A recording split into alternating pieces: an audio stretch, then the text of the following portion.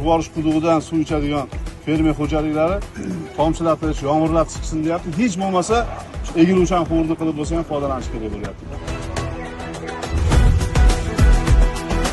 Suv tejovuz texnologiyani joriy qilgan fermer paxta maydonida suv solig'ini 0,7% to'laydi degan joyi bor.